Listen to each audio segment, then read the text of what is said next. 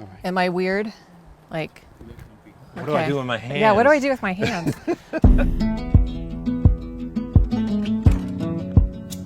Hey, welcome to Dock Talk. Frank Baker and Hunter Crone. We're here with Cathleen Wenger.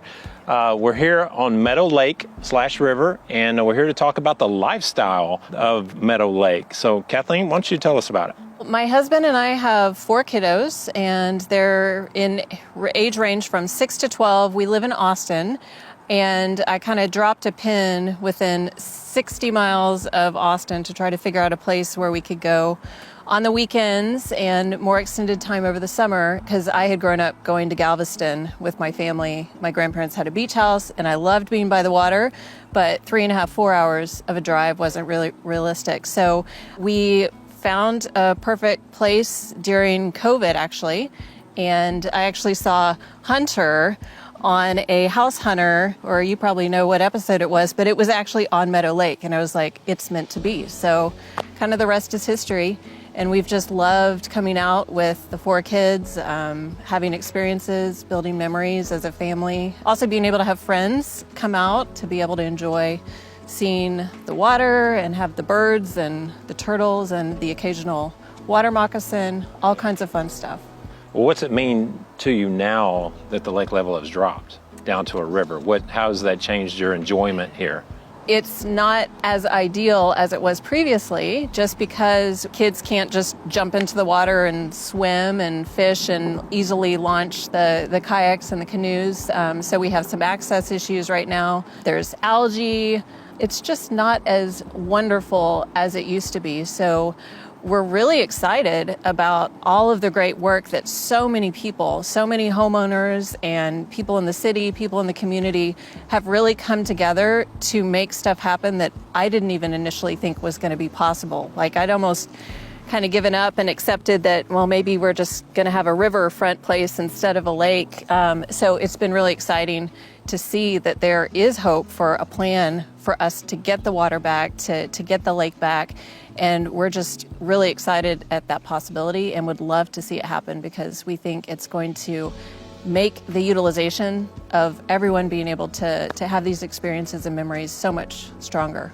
Basically, you're saying the benefits outweigh the cost of, the increased tax. So I take it you're for the vote. I'm certainly sympathetic to the added cost that it'll have for everybody who has waterfront property. So we're going to have to pay more potentially in taxes, although I think some of the numbers that we're seeing are actually pretty compelling. It's not maybe going to be as bad as some of the worst case scenarios. Over the long run, the property value that we would get to enjoy by having the water be at the higher levels, I think is worth the trade-off, because I think we're going to see a drop in property value if we don't get the water back.